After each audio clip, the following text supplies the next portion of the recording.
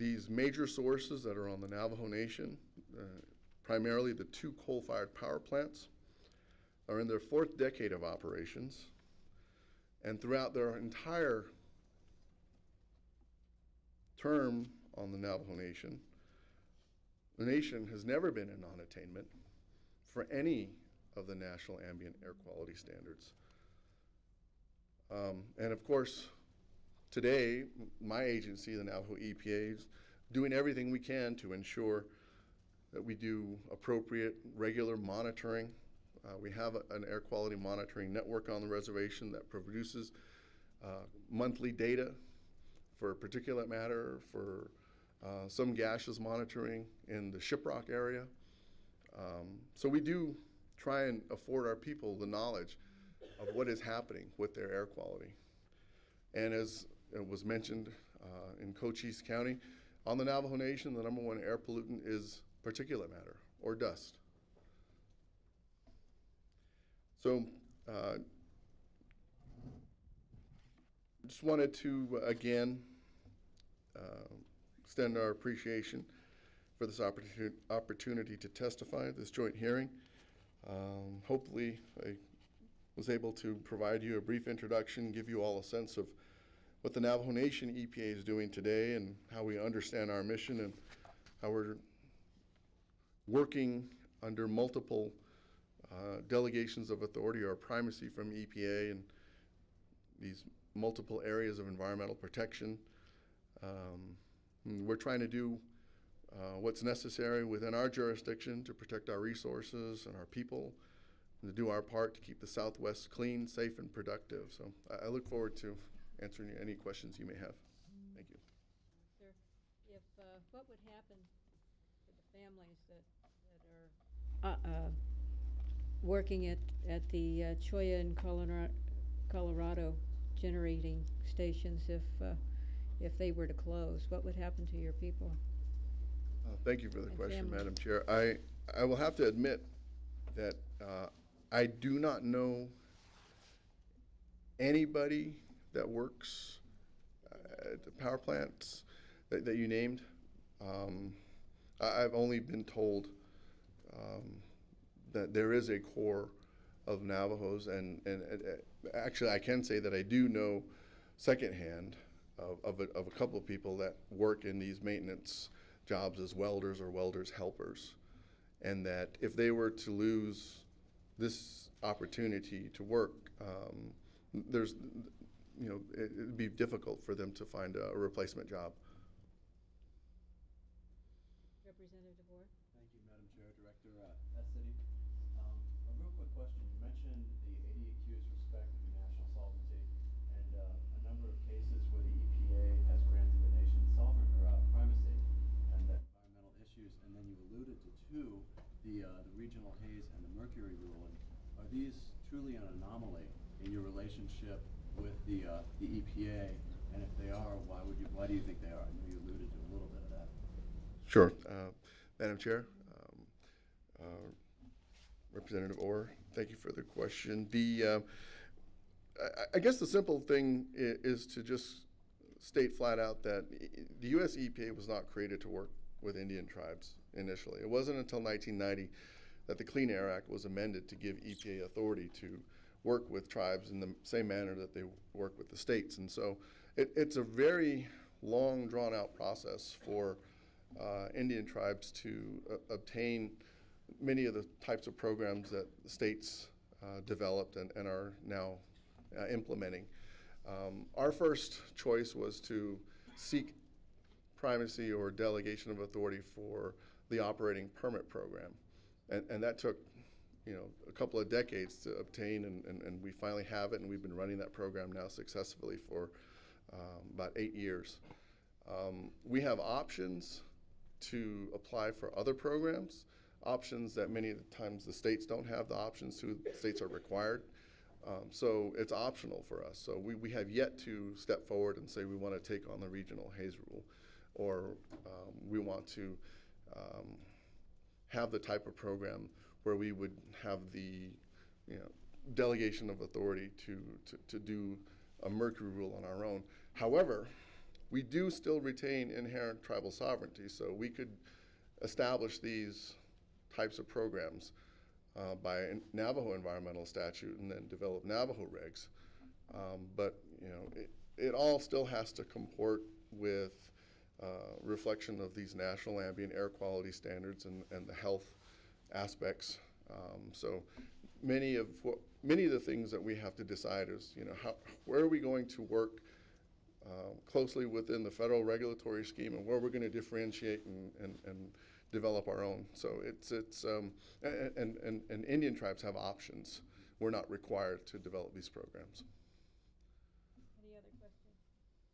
I'm real concerned about not just the 3 other plants, but the Navajo plant as well, and how it would affect the people working there. And it's a shame that EPA is not listening to us. And the predetermined decision that you spoke of, I don't think is the right way to go on this. So, Senator Jackson, you have a question? Madam Chair and Director Etsitty, thank you for taking the time to come 5 hours down and provide your testimony. A couple questions. Do you know the percentage of homes on the Navajo Nation that don't have electricity? Thank you for the question, Madam Chair, Senator Jackson. I do not have that statistic right off the top of my head, but I do know that one of the statistics that is similar is excuse me, the statistic for homes that lack running water, and many times both situations are occurring. And we have a 30% access issue to safe drinking water on the nation. So I would interpolate or extrapolate that would essentially be the same type of percentage of people that are without electricity. And I do know that there are other parts of the reservation that have more severe access issues, such as the former Bennett Freeze area, which has not been allowed to develop for the past 45 years. Thank you, Mr. Etsitty, Madam Chair. I think when we're talking Navajo Generating Station, we can't just talk about it in a vacuum.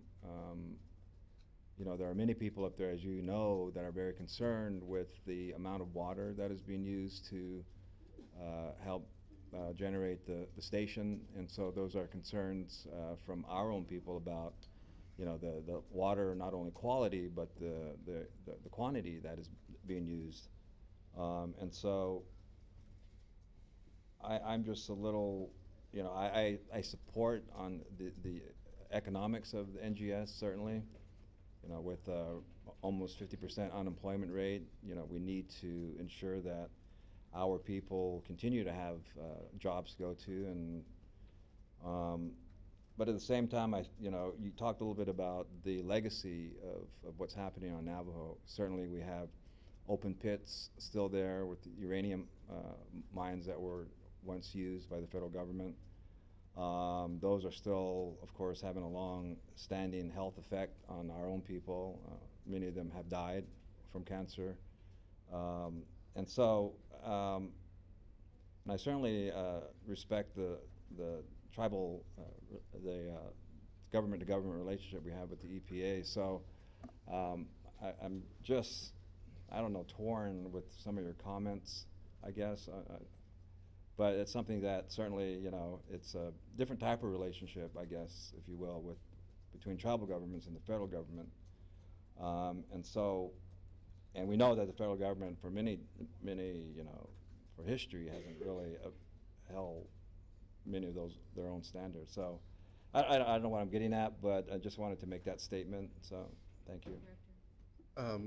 Madam Chair, Senator Jackson, thank you for those comments. I too sort of share those same frustrations. So I spent 10 years as a federal government employee, 8 of them at US EPA.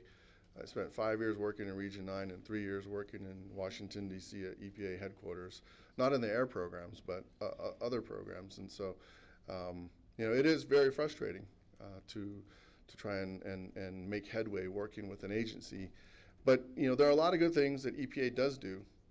And so, you know, as much as we may be complaining or raising our concerns about how they're implementing these air quality programs, we find ourselves, you know, finding ways to work with each other and helping EPA come to their determinations to exercise their discretion for our benefit in other programmatic areas, such as the uranium cleanup progress that we've made recently over the last 5 years.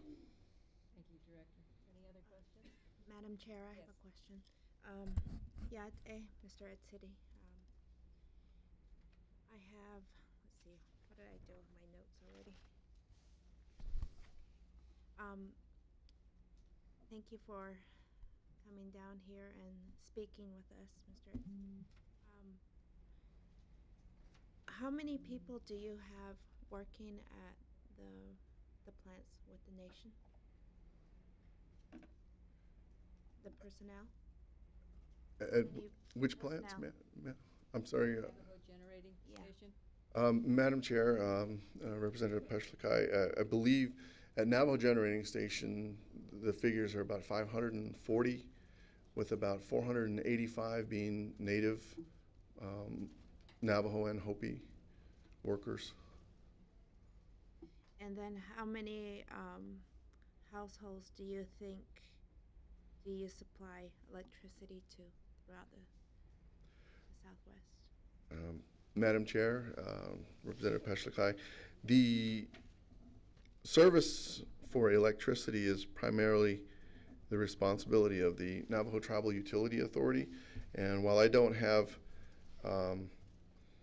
a specific or an exact number of the number of households that are served, I just reflect back to my response to Senator Jackson. We probably have about 70% of households on the reservation that are being served by full utilities, meaning electricity and running water and wastewater. I just have a question that I'm just curious about, because I'm from the Navajo reservation. I live in Cameron, and I have interstate power lines crisscrossing above my head, and my family, we don't have electricity and we don't have running water. And one of the things that concerns me is when I do look at the folks that live in Cameron that have electricity, their electricity is so much higher than the folks that my family that live down here in the valley. And I know one of the comments that was made by other presenters, or specifically the co-op person here, was that the most poor people bear the most burden for the cost of electricity, and that concerns me for our people up in District 7. Senator Jackson and I, we represent the largest district in the United States, and disproportionately, most of those people are in the rural areas and they don't have electricity, and yet we bear the brunt of housing these power plants. And so I'm torn, just as like Senator Jackson says, we have an obligation to take care of the environment for our people,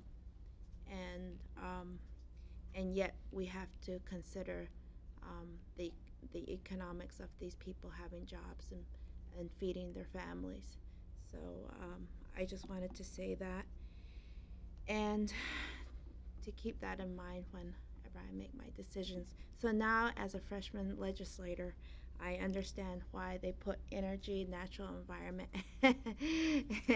and natural resources all on one committee. So but thank you. I just wanted to say Thank you, Representative. Thank you. Madam Chair, if I might just respond to the comment. I forgot to let you know exactly where I came from in Arizona. First off, I was born down here in Phoenix at the old Good Sam Hospital, but my mother is from Luke, Arizona, which is almost right at the northeast corner of the state. My father is from Black Mesa, and so I grew up both down here in the urban area and on Black Mesa. But now I'm married out in the Western Agency, and I live in Coal Mine Canyon. I work out of Winter Rock, Arizona. And it was just about 6 years ago that we did get running water at our house in Coal Mine Canyon, and we still don't have electricity too. So I go between, and my whole life has been going between, living in the developed communities and then spending time with family and relatives where we do not have access to running water and electricity, and learn to live both ways. And sometimes it's better not to have electricity. I can just put my BlackBerry to rest, as some of you may do in certain times of your year when you just need to take a break.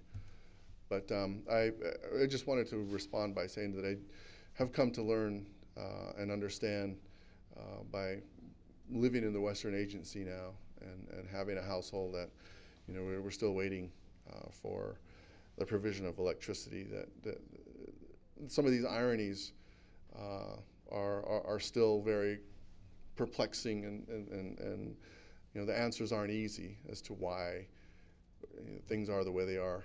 But I do know that the Navajo Nation is, as APS was alluding to earlier, in terms of the energy that we produce and the energy that we use, we are diversifying.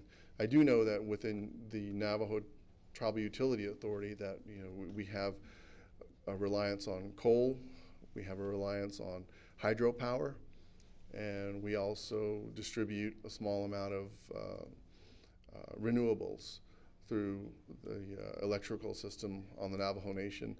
We're looking forward to getting the Big Boquillas